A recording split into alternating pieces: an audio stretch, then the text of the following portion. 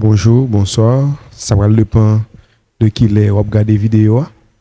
Nous bien contents pour nous retrouver où. C'est pasteur Michael Nelson Turin de Biggest Dream qui est entré la caillou.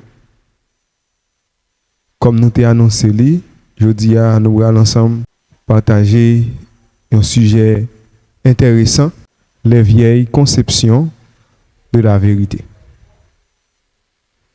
À travers ce sujet ça, nous allons essayer de découvrir ensemble la conception de la vérité dans la civilisation avant nous. Qu'est-ce qui est vrai? Qu'est-ce que la vérité? Nous vivons au XXIe siècle qui est dominé par un courant philosophique qui est très influent, qui c'est le relativisme, qui fait que nous doutons de tout ça nous croit ou accepter comme idéal, comme la vérité, qui fait nous remettre en question ensemble de valeurs, ensemble de vertus, enseignements, parce que nous croyons pas gain vérité en soi, mais ça dépend de qui ça nous pense. Tant qu'un grand philosophe, William Shakespeare, il était déclaré, il dit, rien n'est bon ni mauvais en soi, tout dépend de ce que l'on pense. Mais en réalité, est-ce que ces facultés nous gagnent pour nous penser? Intelligence nous qui a déterminé qui ça qui est bon, qui ça qui pas bon, qui ça qui est vrai, qui ça qui est faux. Il y a un auteur inconnu qui a le plus loin que Shakespeare pour le dire, toute vérité n'est que perception.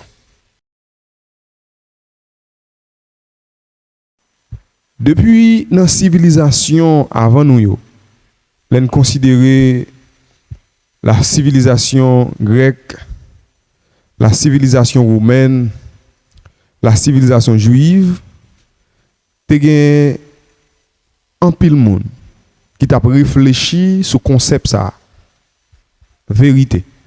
Te gen des historiens, des orateurs, des philosophes, des moralistes, des exégètes qui t'a fait un pile effort pour présenter un discours sur la vérité. Dans des démarche, ils te mis en évidence une conception de la vérité et ils ont envisagé une façon pour exprimer et pour propager autour de eux-mêmes. Ils ont animé d'une volonté pour présenter la vérité de telle sorte que ils n'ont pas de peur pour affronter préjugés. Ils n'ont pas de peur pour affronter toute idée contraire. Ça eux-mêmes, ils t'ont présenté. Ils t'ont parlé sans crainte et sans peur. Et pour ça, ils ont utilisé plusieurs méthodes. Il y en a d'autres qui ont utilisé des paradigmes. Ils ont utilisé des mythes. Ils ont présenté la vérité par rapport avec la théorie de la causalité. Mais nous pas qu'à ignorer une méthode qui était qu'on utilisait. C'est pour présenter la vérité ancrée dans la parole de Dieu. C'est une méthode qui permet que défenseurs nous te présenter la vérité. Te présenter la vérité, mais ancrée dans la Bible, ancrée dans la vérité biblique, la parole de Dieu. Première considération qu'on a fait dans la présentation ça, on a considéré la vérité selon les Grecs. Mot grec qui traduit mot vérité en français, c'est aletheia. Aletheia, selon mythologie grecque, c'est une déesse qui est déesse de la vérité. C'est personnification de la vérité. Aletheia, c'est un terme grec qui est mentionné 109 fois dans la Bible, qui traduit en français par vérité ou par certainement, qui fait allusion à une certitude. Mot grec aletheia vini de l'autre mot grec qui c'est l'effet.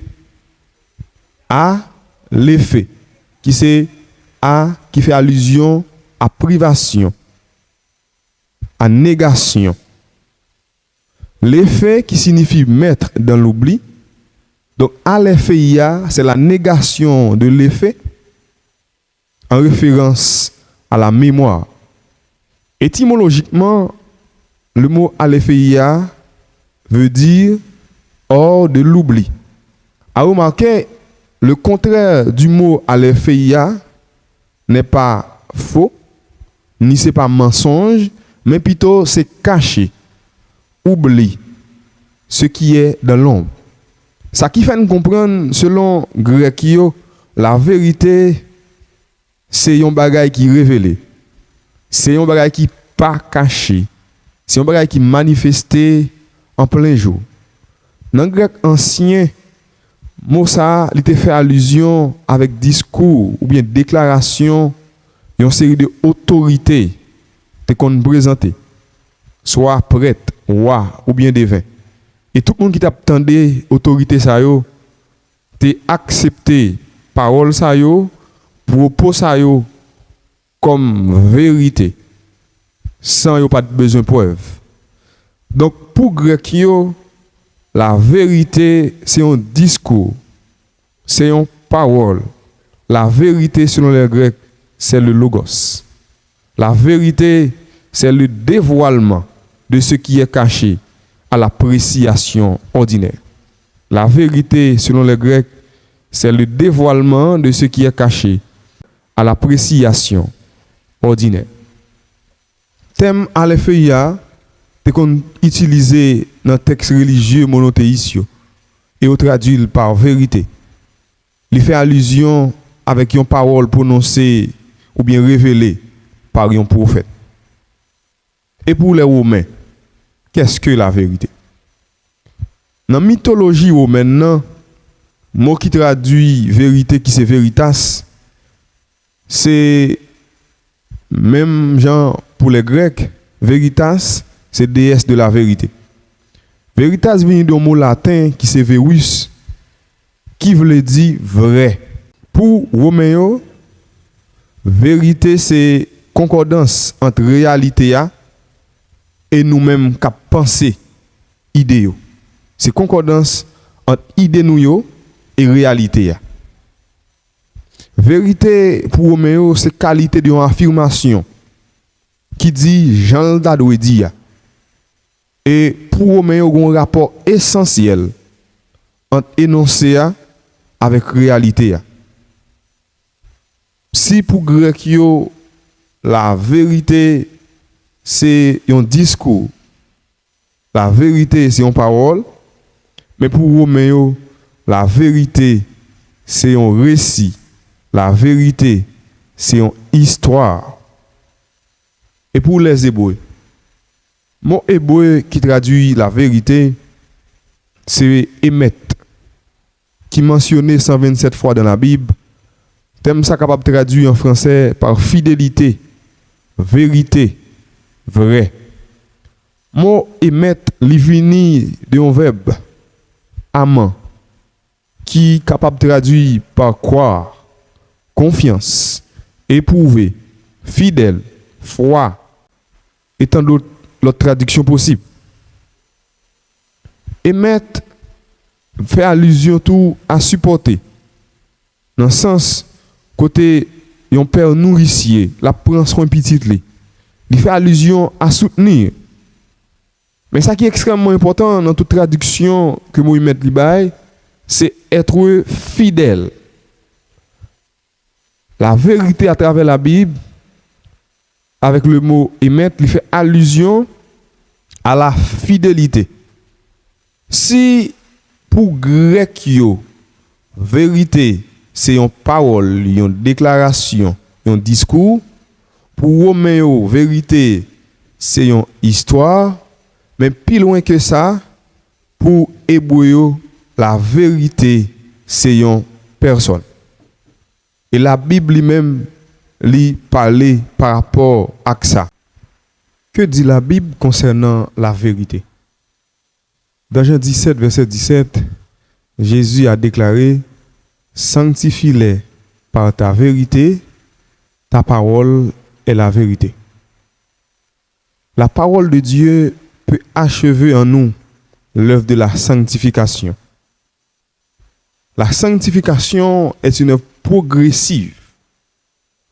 Lorsque nous décidons pour nous rester connectés avec la parole de Dieu, nous avons possibilité pour parole bon Dieu travailler dans nous par le Saint-Esprit pour nous arriver à atteindre la perfection que bon Dieu lui-même lui souhaitait pour nous.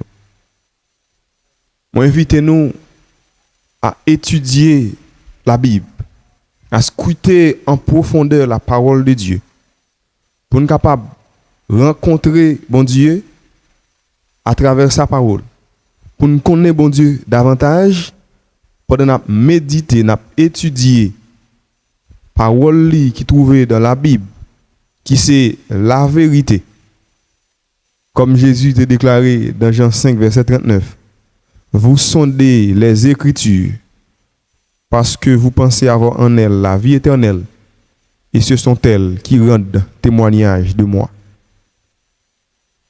Me proposez-nous pour nous éprouver toute parole que nous sommes capables de prononcer, toute parole nous-mêmes nous capables de prononcer, suivant standard la Bible qui c'est la vérité, la Bible qui c'est parole bon Dieu. Si pour Romain, la vérité c'est un récit, pour Grec, la vérité c'est un discours, pour Hébreu, la vérité c'est une personne. Mais Jésus lui enseigne nous à travers Jean 17, verset 17, que la parole de Dieu, la Bible, les saintes écritures, c'est la vérité. Invitez-nous pour nous étudier, méditer la parole de Dieu. Comme ça, nous pouvons connaître plus chaque jour et rester en harmonie avec volonté. Étudier parole bon Dieu, c'est rester en contact avec bon Dieu. Rester en contact avec bon Dieu, c'est vivre dans la grâce. Que bon Dieu bénisse nous.